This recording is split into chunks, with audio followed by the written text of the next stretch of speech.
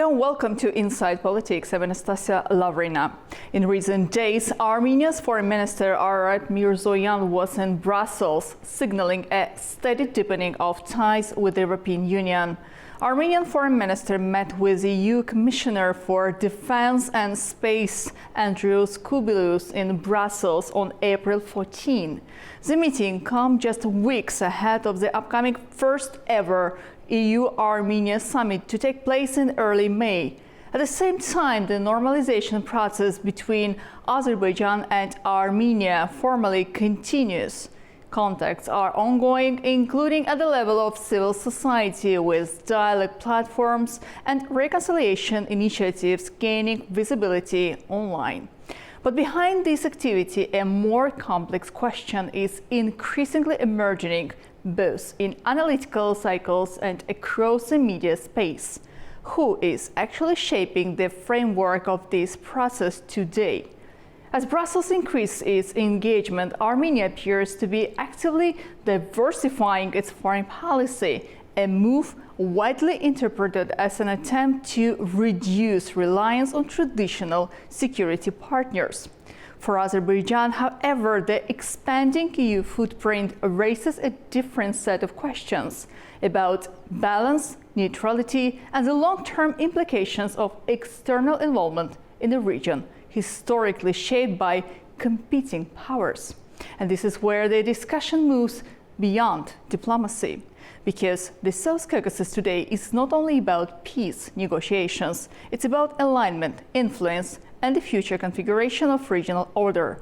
So today we examine how shifting alliances, external engagement, and evolving narratives are redefining the path toward normalization, and what this means for the broader geopolitical landscape. Joining me now is Klaus Jürgens, who is a political analyst with Economy First Limited, London.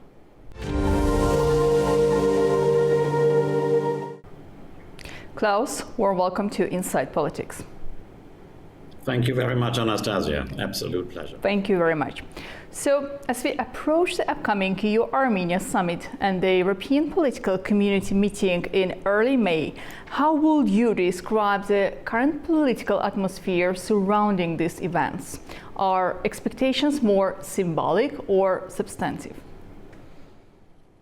Well, actually, I think you mentioned in your introduction, there are so many changes going on at the moment. I always recall when I moved to Turkey first time over 20 years ago, the first invitation to give a speech was actually about the Southern Caucasus and what could be Europe's interest in it. I'm not joking, over 20 years ago. Then over the past, almost the best part of the past 2 decades, very often, you know it much better, but of course I follow it too. There was always this one-sided stance by the European Union and Brussels, what have you, that whatever Armenia is doing is right and whatever Azerbaijan is doing is supposedly wrong. Then things changed. Things changed dramatically from the Armenian side. This was the first step. Then, of course, we had the meeting in Washington, which is absolutely vital. Now, I'm not talking about Donald Trump today as such. And of course, we could challenge his policies in other domains, absolutely. But we can't take away the fact from him that he brokered a deal which soon will lead to lasting peace between Armenia and your fine nation.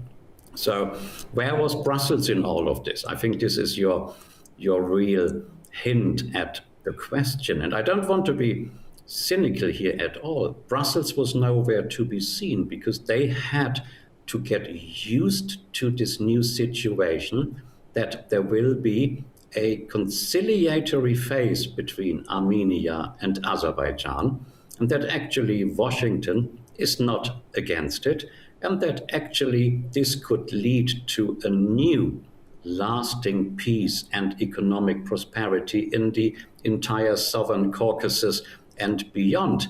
And I think Europe was taken a bit by surprise, hence the May meeting now in Brussels. Brussels wants to make sure it is not completely sidelined. And I will come back to that in 1 minute. Is it only playing to the gallery, or could there be more interest into it? And I would like to add Georgia into the mix in a minute, if I may. Well, Klaus, indeed, you rightly pointed out that the final and the most important decision was take place in Washington last year. But before that meeting, number of bilateral and trilateral meetings were held in Brussels with the participation of the European leaders, including, let's say, the President of France, Emmanuel Macron. But as for now, we see that the European Union is willing to engage into the processes taking place in the South Caucasus. And as the European Union continues to deepen its political and institutional engagement with Armenia through, let's say, high-level visits, expand cooperation frameworks, and potential new missions, how realistic is it for Brussels to maintain a generally balanced and impartial role in the region? I think this will come down, with all modesty, in particular to the government in Azerbaijan, because Azerbaijan, I mentioned this with regards to another country, don't get me wrong, but Azerbaijan is not a political child someone has to pat on the shoulder and say, you just do good and we thank you. No, Azerbaijan is a leading, globally recognized leading nation, not only in the energy sector, but many, many other aspects of life, including multi-faith and democracy. And I could go on with a long, long, long list here. It took Brussels far too long to realize this. And now the Germans have a nice way of saying it, when die Felle wegschwimmen. It means you caught an animal, but basically you can't use the skin because you left them in the water and they were basically swiped away by the next storm or the next wave. It's a long, long explanation. I'm very sorry. But this is exactly what happens in Brussels. I've been there for many, many years and now back in and out. And there is still a very, very strong Armenian lobby who still do not understand that things have changed. And unfortunately, there are still policymakers in the European Union corridors of power who do not understand this as well. The most positive sign in this regard was 2 years ago when energy, shortly before the COP event in Baku, the successful one, took place. And everyone was worried, would there be any disturbances by the Armenian lobby in the hotel room? And I said, no, because even the Armenian diaspora is realizing that peace is the only option, and the people in Armenia want peace, and the people in Azerbaijan always wanted peace anyhow. So yes, it's a wake-up call for Brussels, and I think people have woken up. The policymaking unit in the External Affairs Department definitely took a very, very close look at what is going on in the Southern Caucasus, not to lose out everything to Armenia, Klaus, you're absolutely Azerbaijan, right. and I'm Washington. sorry for interrupting. Klaus, you're absolutely No, right please. that Azerbaijan has a strong stance in the region and has already have an experience of work with the European countries. And we do remember the time when the European Union decided to send a mission to Armenia. From all the perspectives and facts, it was concluded that that mission didn't play any, let's say, specific role which is aimed to promote the peaceful realization of the agreements, reached agreements, or the promotion of the peace between two countries. And now we also can read the news that European Union ambassadors have adopted in Brussels a decision to send a new civilian mission to Armenia, paving the way for final approval, which is expected to take place next week at a meeting of EU foreign ministers. This time, it will be focused more on strengthening resilience to hybrid threats. From a strategic standpoint, can increased EU engagement contribute to long-term stability in the region, or is there a risk that it could inevitably introduce new divisions and competing lines of influence? No, I would need my crystal ball, dear Anastasia. Yes, there are always two sides to and of the same coin. Of course, what we discussed in the previous questions. Of course, Brussels has woken up.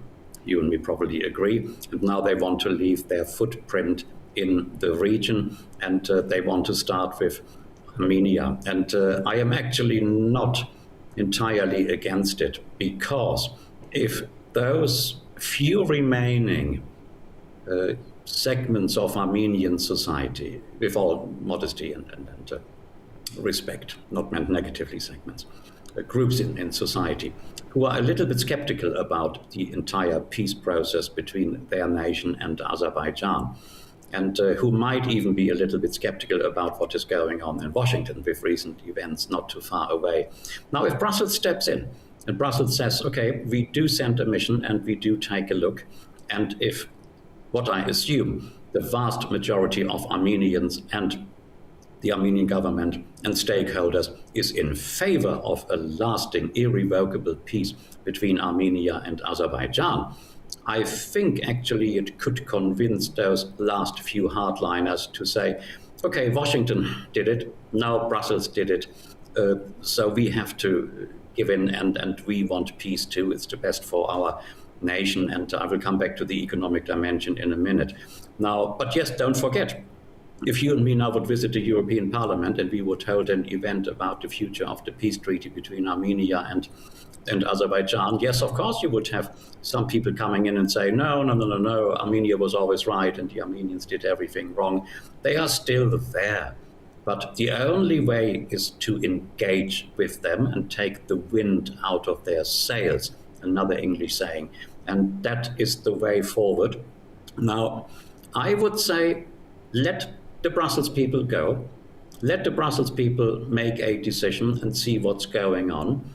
And I think they will no longer one-sidedly say, Armenia, whatever you do is right, and whatever you do, Azerbaijan is wrong. Because let us not forget, we have a very different geopolitical situation. Absolutely, Klaus. Before we proceed with a further discussion, I guess we have to also touch one of the very important political events which will take place in Armenia this year, and there is a growing perception of strong political backing for Armenia from Brussels through all of this decision-making process. How might this endorsement influence the domestic political landscape in Armenia, particularly for Prime Minister Nikol Pashinyan ahead of future elections? Well, this brings me to the Hungarian question. We followed it, of course, very closely. There were so many rumors, but I'm not into the fake news business.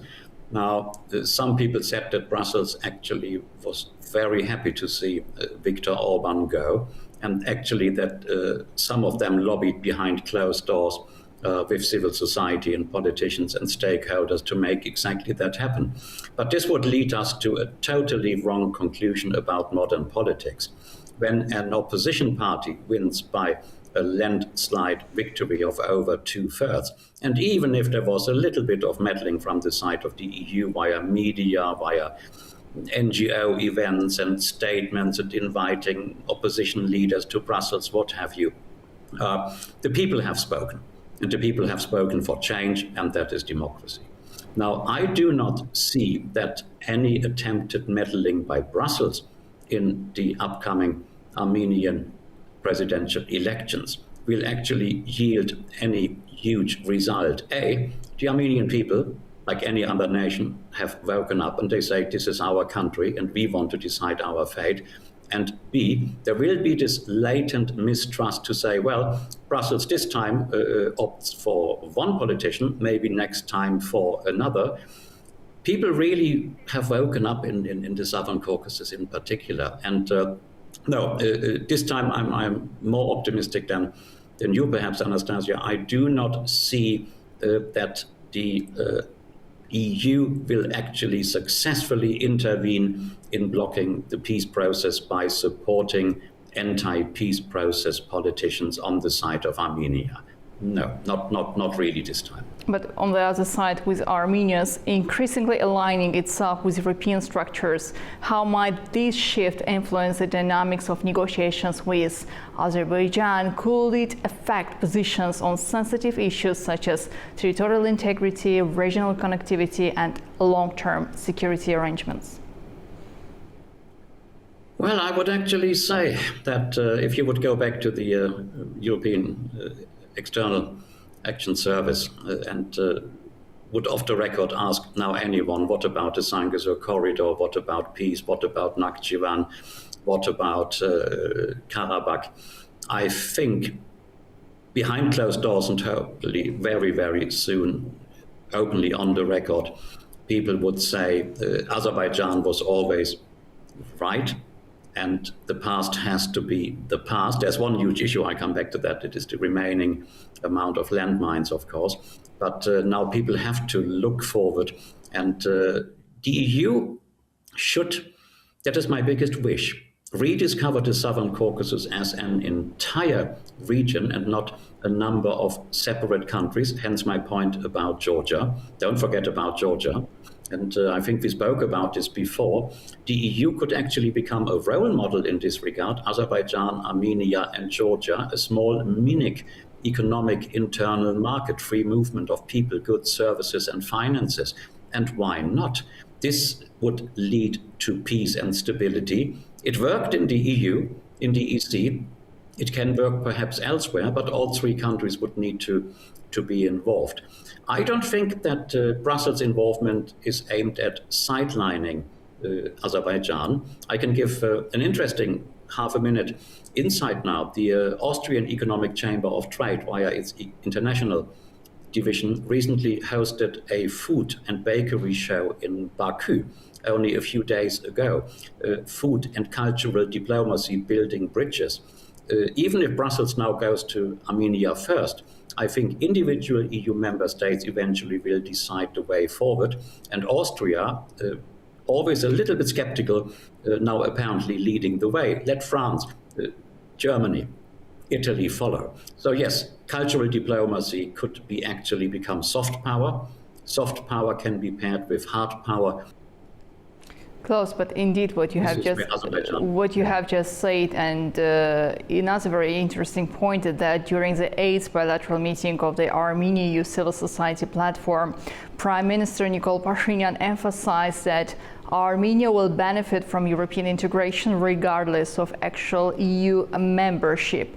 How should we interpret this, as a strategic shift in foreign policy or primarily a domestic reform agenda? Because Pashinyan also stressed that Armenia does not intend to pressure the EU for accession. So it seems like it suggests that full membership is not an immediate goal, but rather a long-term political signal, correct? Yes, I fully agree, Anastasiya. Coming back to internal EU, Southern European department politics, so to speak, yes, there is the Ukraine debate, and should they join or should they not? But we have to come to a point that the EU almost has reached its absorption capacity, always sidelining Turkey. Unfortunately, maybe they will wake up one day in Brussels too. I would not assume that Armenia's EU membership is on the cards anytime soon. But what I could assume is a strategic partnership, and a strategic partnership between Armenia and the EU, then becoming a bridge builder with Georgia and other countries in the region. This would actually benefit Armenia greatly and the European Union greatly. And then we have to add, of course, Azerbaijan into the mix as the key future and current energy provider, and as a mediator in global conflicts, and as a stabilizing force in the region. And the EU is soul-searching. You know, NATO is soul-searching, the EU is soul-searching, which way forward?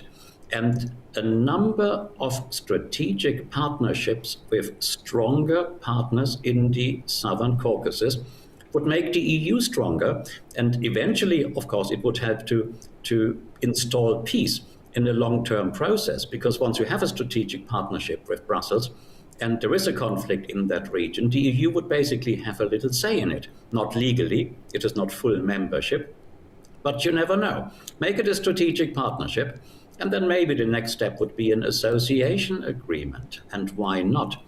And Armenia needs finance, Armenia needs energy, and why not let the EU fulfill its economic and strategic, this time soft plus hard powers without a military option, hence my word smart powers.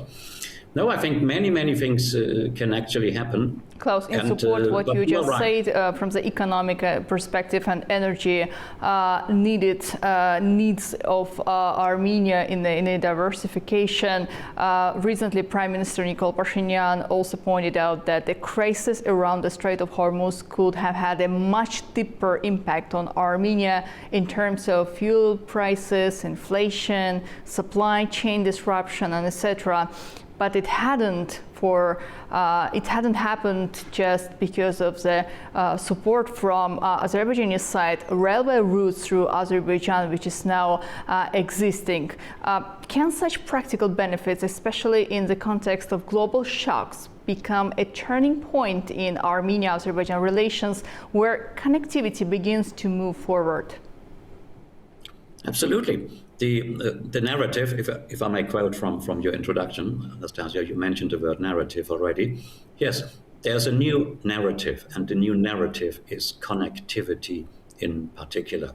And connectivity, not only one town and another, one region and another, one country and another, yes, of course, but actually an entire region. And what happens now in the Strait of Hormuz and the developments in the energy sector, of course, they will lead Armenia and perhaps even other nations to realize, look, a peaceful energy provider at our doorstep, this would be our preferred strategic partner. And once you have a strategic partnership, peace is usually no longer far away. I can't agree more. Playing the energy card, yes. Where energy starts, other trade and business will follow. But you mentioned the word civil society before, and civil society decides elections.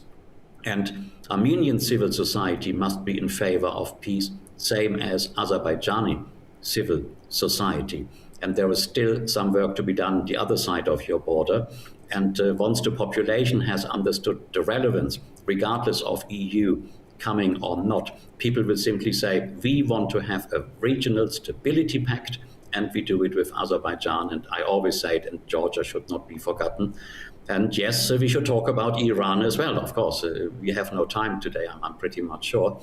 But there will be a moment in time where peace has to come back to the entire region. And why not have a Southern Caucasus model paving the way for exactly that?